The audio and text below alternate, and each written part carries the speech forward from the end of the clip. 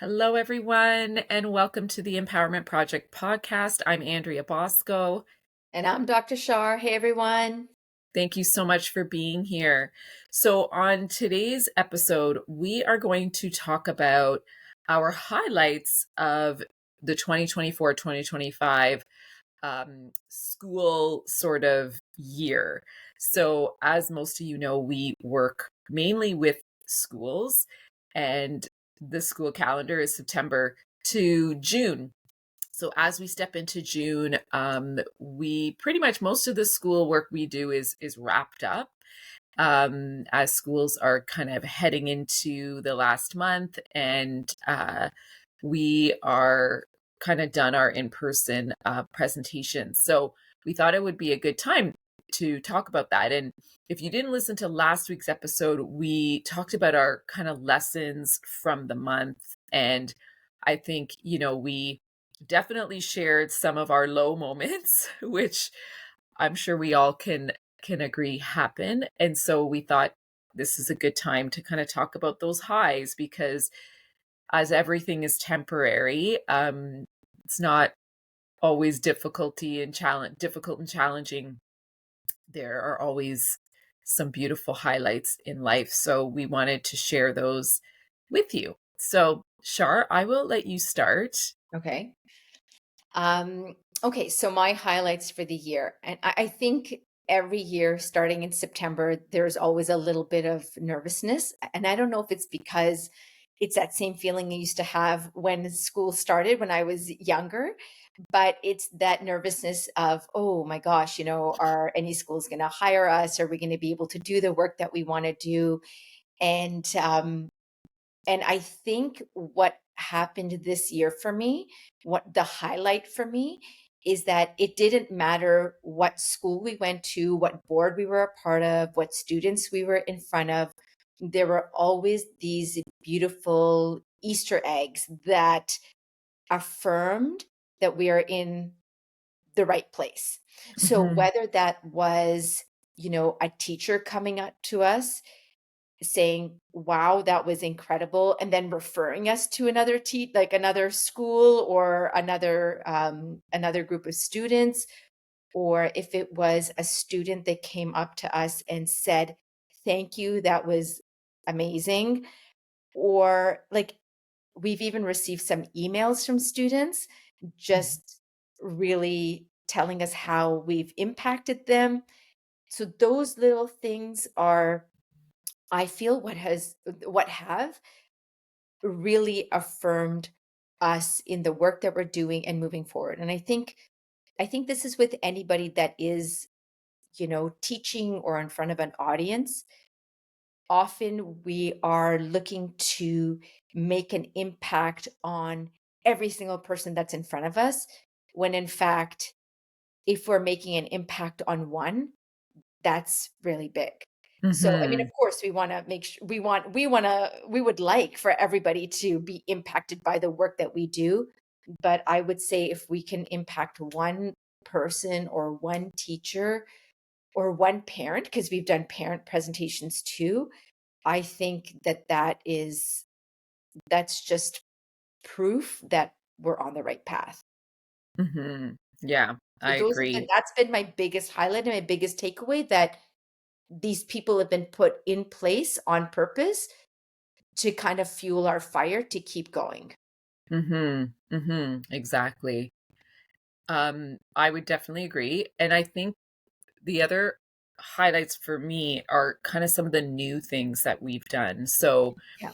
our our SHISM program is great, and we have some long-standing sort of presentations and workshops that we do, but we also added a couple of new things this year, uh, doing stuff in the nutrition space, doing stuff in the ethics space, the fitness space, and it just helps to broaden and expand uh, our repertoire. And I would have to say, working with different types of students, and working with different types of people. Like we worked more with teachers, we worked with a group of students who were um, previously suspended or expelled, and so working their way back into the school system and getting their high school diplomas, which I think probably was like one of my biggest highlights of the entire year was Oh, I working with that agree. group Oh, of yeah. students. And we stepped into that day not really knowing what to expect. Like, listen, I guess we all have our stereotypes, right? So stereotypes are like ideas that we have that kind of are from our unconscious biases or conscious biases or whatever. And I know I did, and I wasn't like it wasn't that like I was like scared. It was more like I just didn't know what to expect. Like, are these kids even going to want us there? Are they even Mhm. going to give a crap? Are they going to listen? Are they going to participate? Whereas it was like the absolute opposite of that. Like the engagement. Yes, there were a few kids that were checked out, which is fine. Like we get more than that in like a typical high school setting that are tuned out and sleeping. But like 95% of them were completely tuned in. It was almost like they were like so happy to see like different people in front Mhm. of them because they probably see those same, teachers every single day, and they see the same students. Like they're obviously not in a regular school, so they see the same people. So even just to see different faces and allowing them to share their voices, hearing what they had to say. Their feedback was just so special and beautiful. And hearing them say, I felt like they cared about what I was had to say. I felt seen. I felt heard. And at the end of the day, like these are kids, like these are children, and we don't know what they did to get suspended or expelled. We had no idea, but at the end of the day, like they're these like beautiful souls from God, and they were just beautiful. And even watching some of the ones from the beginning that weren't really like into it, but then like by the end they Yeah. were so into it.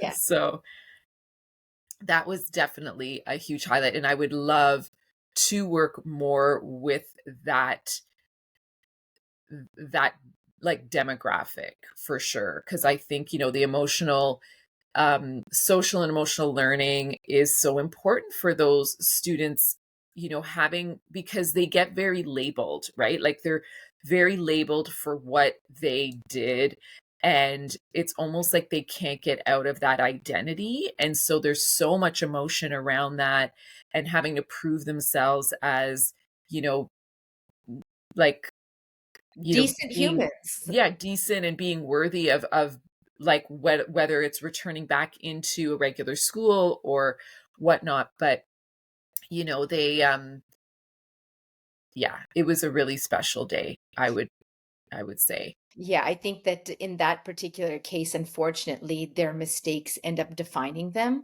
And Yeah. I think us going in and making sure that they understood that just because you made a mistake, that doesn't make you a bad person.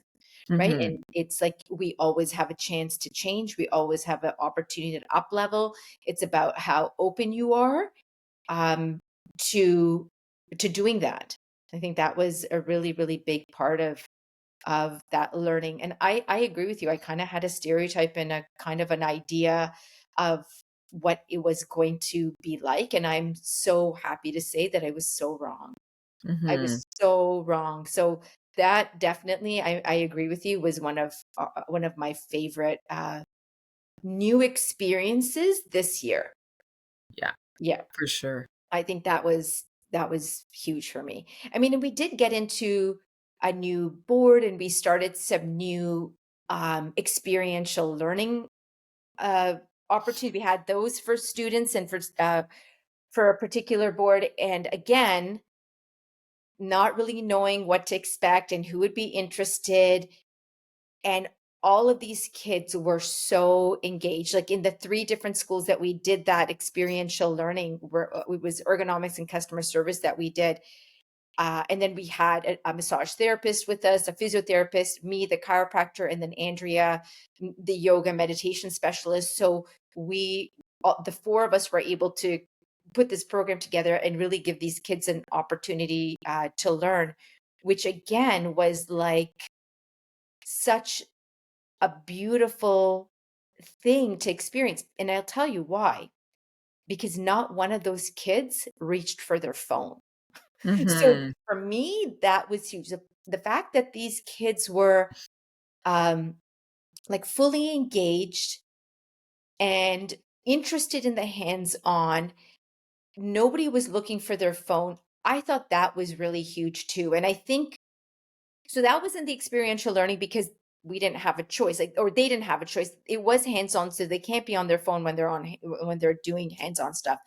But if we take that into the classroom, what I would say is um, I really appreciated the teachers' support behind us saying to the students, there's no phones and there's no AirPods. So, like, take your phones, put them in your bag, and take your AirPods out.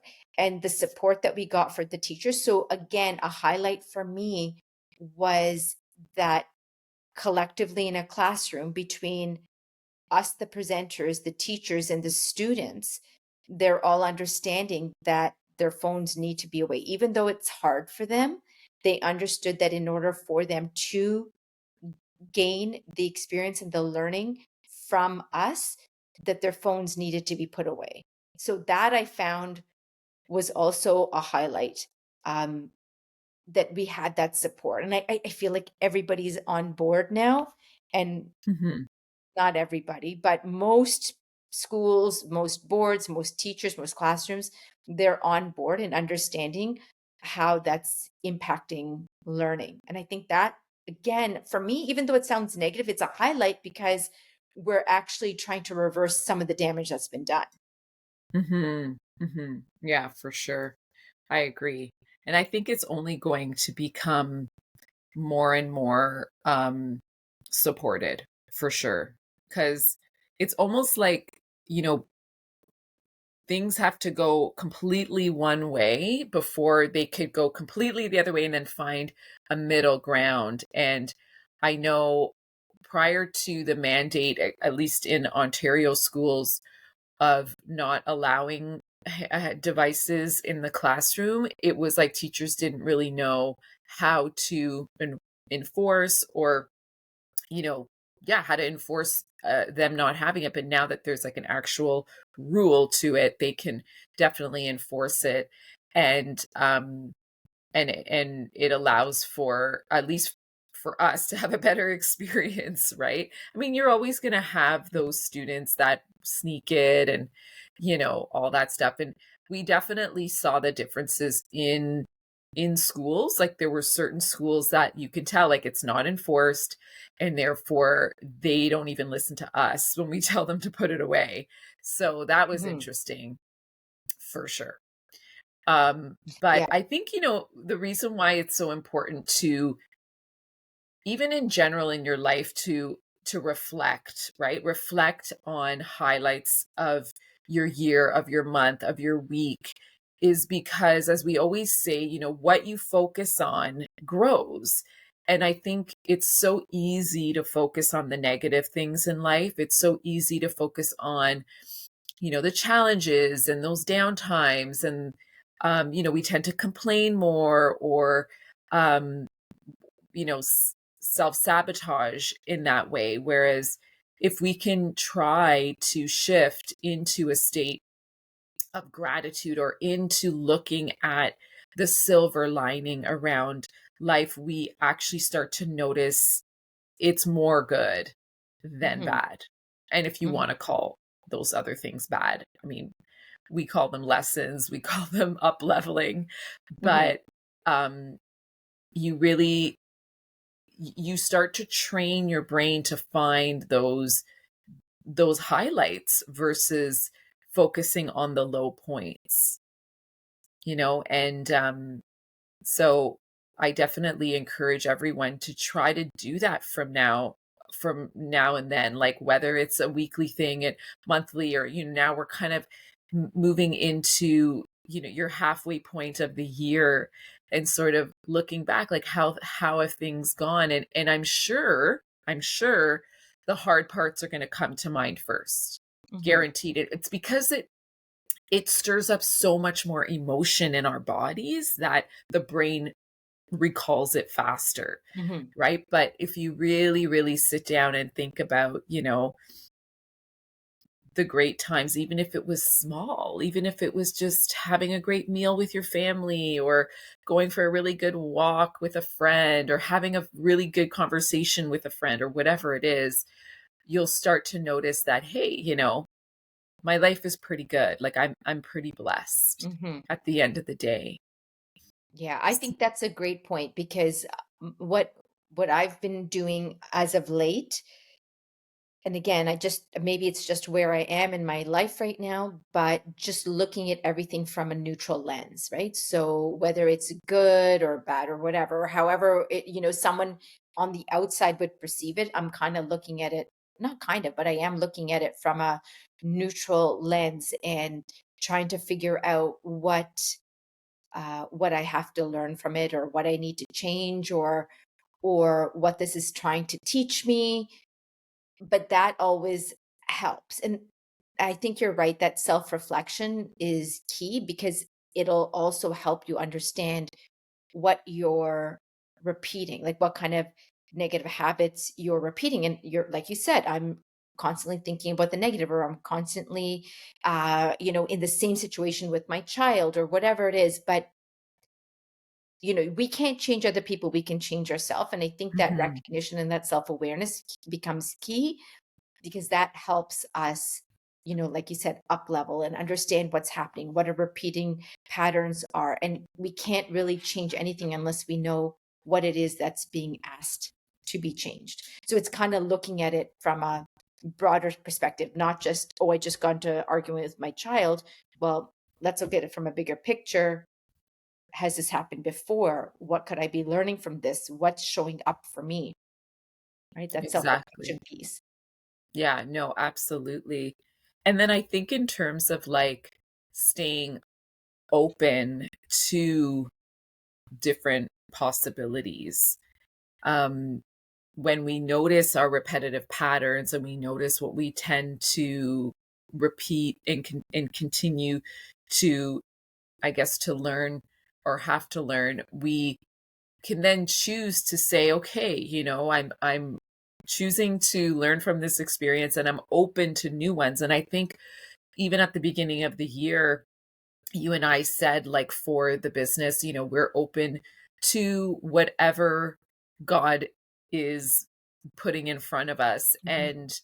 And again, it doesn't mean you sit back and just say, okay, like, do nothing. But we hired our first employee with Christina, which was like actually that should have been like at the top of the list. But Yeah, agreed, agreed. having her on board, and even the fact that like we felt um comfortable enough to bring someone else into our like little world, because this is our baby, right? It's like giving your well, not newborn, but maybe you're like your toddler over to somebody else and trusting them with it, that they'll love and care for it as much as you do. And so bringing Christina on, and even feeling unsure about it, but sticking to it, and from the perspective of just trusting another person, from the perspective of financially, you know thinking about putting that on our books to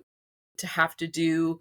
um it was a big leap for us, and I think the fact that we were open to it, and we kind of put that out there, like, we're open to new things, we want to grow, we want to meet new people, we want to bring new people into our world, is was a huge thing. And so when we tend to focus on kind of the things that aren't working, or we close ourselves off and we become a little bit like we live in like kind of a tunnel, then we miss out on what could potentially be out there for us, because the universe, God, creator, whatever you want to call it, knows when you're ready and when you're not ready. And Mhm. when you're ready, you shall receive. And when you're not ready, um, you don't. So you need to really be open to possibilities and open to change if that's what it is. And even asking for that, like putting that intention out there, like I'm ready to learn more, I'm ready to open myself up, like whatever that is for you.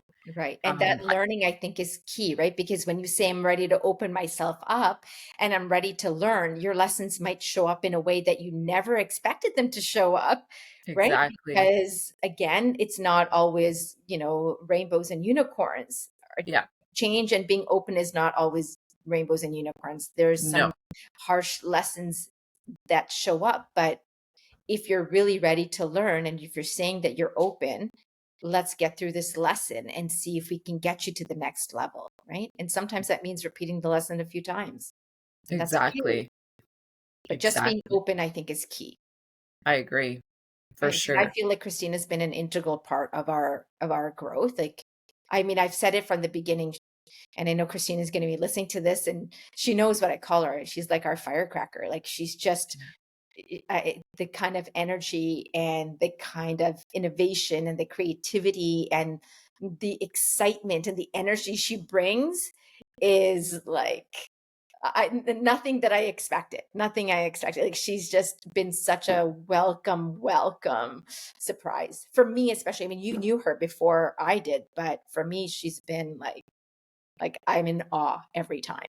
I know. I agree. And it's new for me too. Like Christina and I had a friendship, but I didn't know how, it would be in a professional setting, or, but you just like you have a feeling that it's going to be good, and it definitely was even better than I expected. So, And listen, we were open to some level because yeah. think about how this was divinely aligned, right? Yeah. Like what happened with Christina. And if you've listened to our podcast in the past, you know what Christina's experience was like at school and how she left her job. But think about her leaving, her spending a year doing the healing, and then all of a sudden, this opportunity opens up for us. And it was just like the perfect piece of the puzzle.